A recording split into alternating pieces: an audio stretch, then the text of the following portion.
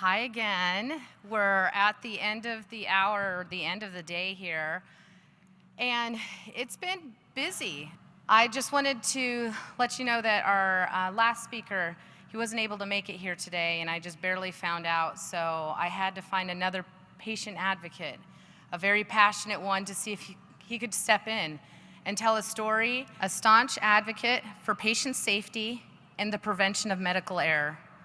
L. Bradley Schwartz is the founder and president of Greater National Advocates, a national public service organization dedicated to promoting independent patient advocacy to the public.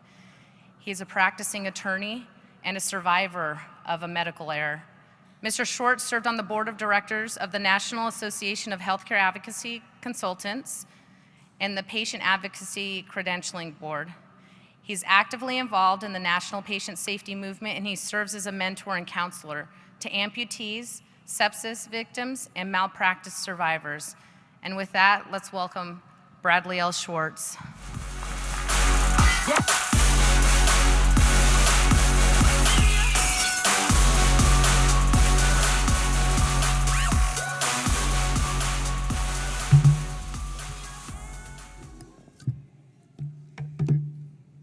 Howdy, y'all.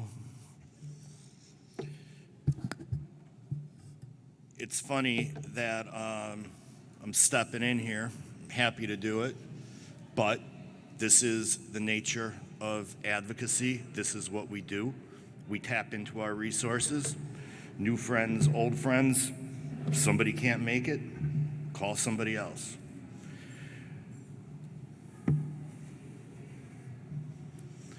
So, I think the best way for me to do this is to start off by telling you a little bit about me and what happened. And as Melissa said during the intro, I'm an attorney.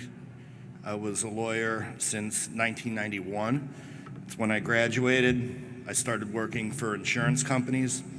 I started going to court, trying cases against people who claimed that they were hurt. My job was working for the big bad insurance company, denying injury victims their right or their perceived right to compensation. A lot of the cases were built up, manufactured to a certain extent. My job was to go in there and fight with doctors and prove that plaintiffs were pretty much lying about what happened to them. And I did it for about 15 years, eventually started my own firm. Things were going great until a beautiful day in May of 2004. I came down with a headache. And that may not seem like a big deal, but it was the worst headache I've ever had in my entire life. It was bad enough that on Mother's Day weekend, that coincided with my wife's birthday, I was laid up on the couch and things were not looking good for me from a personal, familial standpoint and also from a medical standpoint. Which is important to note because when you are a patient and when you're going through something, you gotta trust your body and you're relying on other people to listen to you, take what you're saying into consideration in order to get proper care, proper treatment. So I ended up calling 911. An ambulance came, took me to the local emergency room, a good mile away. Like I said, beautiful holiday weekend, and it certainly looked like that when I got to the ER. I didn't know it at the time, but I definitely had what I've been referring to as kind of like the B team of emergency room care. It was apparent that pretty much everybody that was in the ER that day had other things on their mind. There was a lot of chit-chat going on. It wasn't horribly busy. And the reason that I even bring up the fact that I was a lawyer and that I was a lawyer in injury type cases is because after doing that for 15 years, my job was to go into rooms with doctors and fight with them and cross-examine them and rip them apart and tear apart their medical records and prove inconsistencies. That's important because I think it signifies that I was not the kind of guy that was going to go to an emergency room and just keep my mouth shut. I had a voice, I knew how to talk, and I certainly wasn't afraid of using it. But when it's you, and when you're the patient, you freeze, you become helpless. I say that the minute you put that gown on and you're stripped down and you're laying on that gurney or that bed and everybody else is coming in and out looking down at you, you're in this vulnerable, weak position where it's impossible to advocate for yourself. Getting back to the 911 call, though,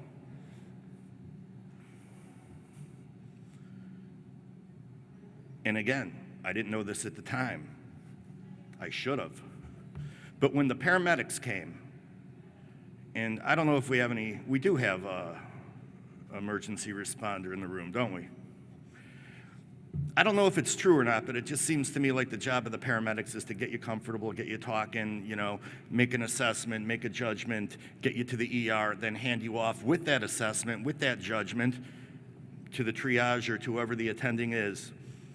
And in this case, I told you it was a holiday weekend and it was my wife's birthday weekend. I had thrown a surprise wine tasting party for her the night before. This wasn't a kegger. It wasn't, people weren't playing beer bongs and, doing shots upside down. It was a wine tasting party with cheese and a few people. But the paramedics, when they asked me if I had anything to drink within the last 24 hours, and I told them the truth, that yes, I had a wine tasting party for my wife the night before. So I did have something to drink.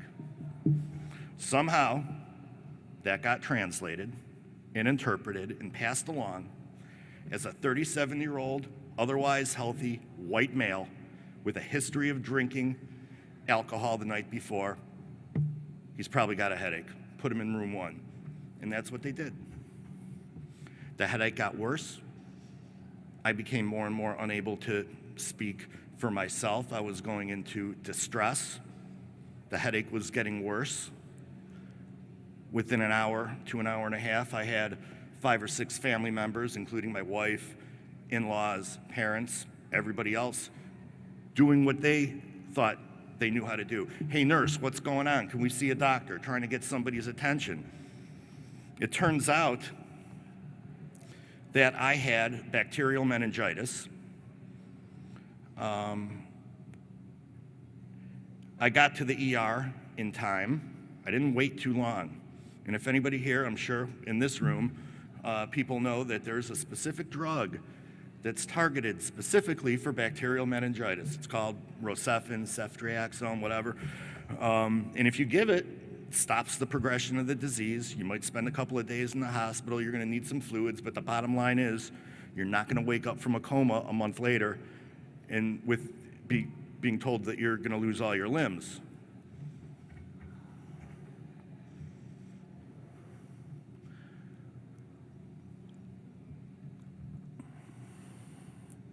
So that's what happened to me. I was ignored. Everybody here, I'm sure, is familiar with that Swiss cheese model. And that's when all of the holes in the Swiss cheese line up perfectly, and it's the perfect storm of everything that could go wrong, going wrong. And that's what happened in my situation. First thing that happens when you go to any hospital, they usually, ER, they're gonna draw blood. And when blood is drawn from the ER, you don't even have to write stat on that order. It's stat by default. That means that those lab results are supposed to come back 45 minutes to an hour later, and if they don't, there's a problem.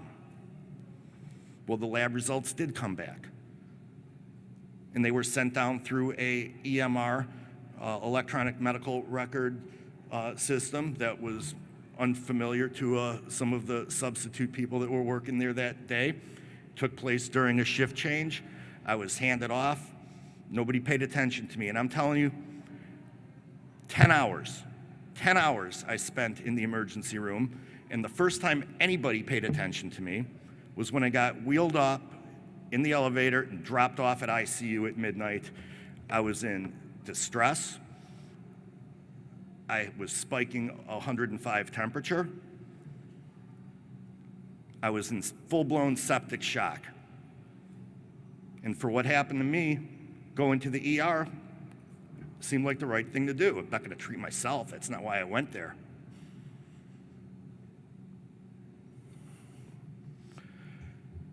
I recovered. I get out of the hospital. I do a full year of rehab. I go back to work as a lawyer. And I figure, you know what? I was a defense lawyer for a long time, but this happened to me. And like so many people who are involved in advocacy, often it is an event that makes you change the path that you're taking. And I decided, you know what? I'm going to be a medical malpractice lawyer because people are going to want to call me because of what happened to me. You know, they're going to immediately relate to me. They're going to be like, look at this guy. I want him. And they did. They called me every day, all day long. And I was small. I didn't have a staff that was like screening these people who had complaints about the healthcare system from even getting to a lawyer. I'm answering the phones, and this is my day, dealing with problems and throwing my hands up in the air and saying to myself, my God, I thought I was going to be practicing med mal, not dealing with, you know, why isn't my doctor calling me back, or how come I got charged for this when it was supposed to be covered. Those are not the types of cases that lawyers spend time on because they don't make money off them. So I started looking around. This is probably around 2010. Trying to find a way to the first thing I did is asked all the other malpractice lawyers, you know, what do they do when you tell these people that they don't have a case? They just got a problem with medicine, with the medical system. And they say, I don't know, we just tell them, I'm sorry, I can't help you. So I find out about this emerging field called patient advocacy. And at the time, the industry was scattered, small places, coastal communities mainly, places where there's a lot of elderly people, where it's easy for people to actually get the gig that they need in order to sustain a patient advocacy business. But I found that there were people all over the country that were doing this, and they came from all these different types of backgrounds, just like you guys. These are former nurses, social workers, billing professionals, case managers. They all had some bad experience or felt like it was a time for a change in their career. They took what they learned, they went solo, and they became independent. And for a while, look, back in the days, we've all heard the word like, you know, patient navigator, healthcare navigator. There's all these different words for everything. Health advocate, patient advocate, you name it, all over the place. Everybody's calling themselves something different. I decided that my role in this venture, after realistically 8 or 9 years of canvassing the industry and finding out what I could contribute, was to start an organization, because the biggest complaint is this, people. Nobody out there knows what a patient advocate is. I mean, when I say nobody, I mean the people that really need them. They don't know what a patient advocate is. We do. We're calling ourselves patient advocates, but they have no clue. That's why they're calling lawyers. And for a while, you know, I told you that this, you know, I found out about this in 2010. It was around for a few years before that.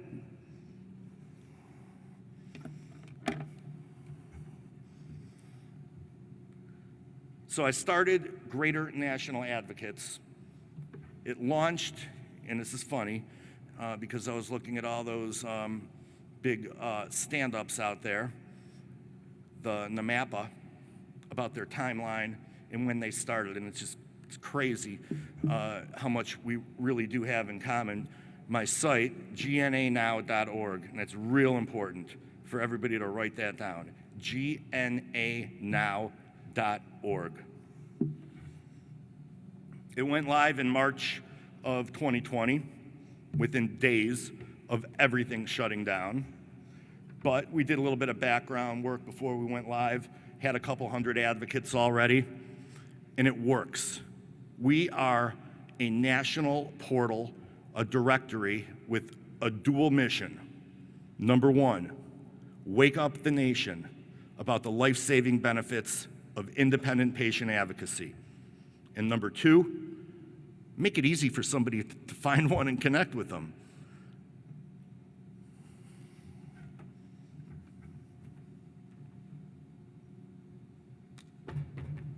Any volunteers?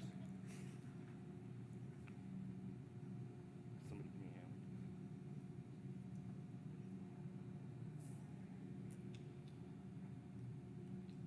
Everybody take a drink.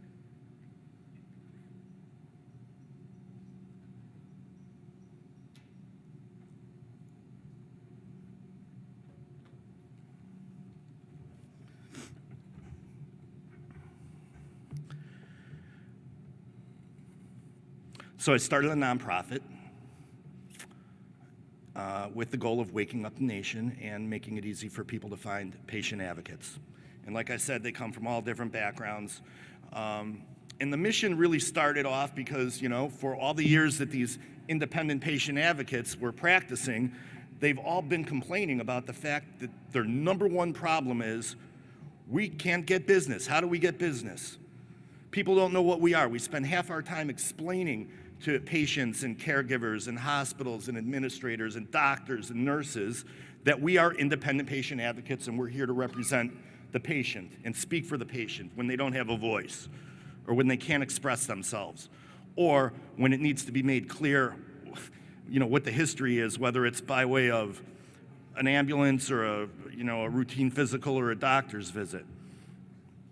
I really believed that, and I still believe it, the whole reason that I started Greater National Advocates is because I believe that if I would have had somebody with me in that room with me in the ER back in '04 during those 10 hours with nothing being done, somebody who knew who to talk to, who knew what to ask, who knew how to pull strings and get the job done, I would have had a completely different outcome. But I will tell you, I know that we have succeeded in waking up the nation, at least to a certain extent.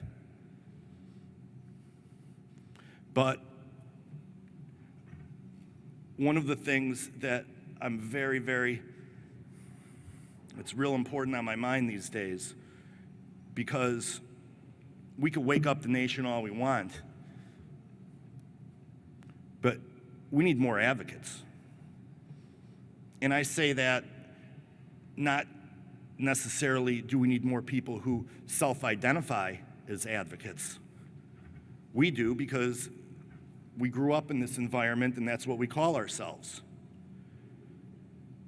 But I also know that there are probably tens of millions of qualified people in this country who don't come from a medical background, who don't come from a nursing or an insurance background or a pharma background.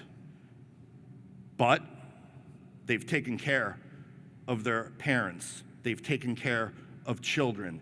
So many people have done it more than once. They've dealt with insurance. They've battled insurance. And if they're any good at it, they have something to offer.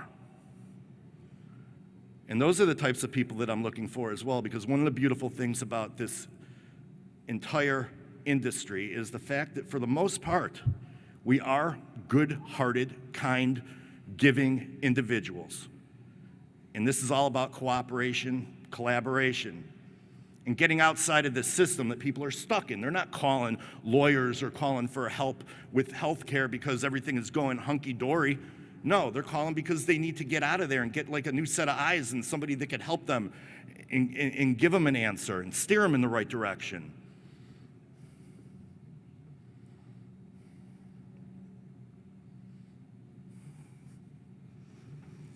But I think I've told my story. I think I've said what we went out to do, where we're at right now, and the problem that we're now facing. And I have a big ask. The ask is, if any of you in your current positions, if you are advocates, it's great that everybody in this room knows it. And it's great that we're getting referrals from other professionals and from institutions and organizations from the inside.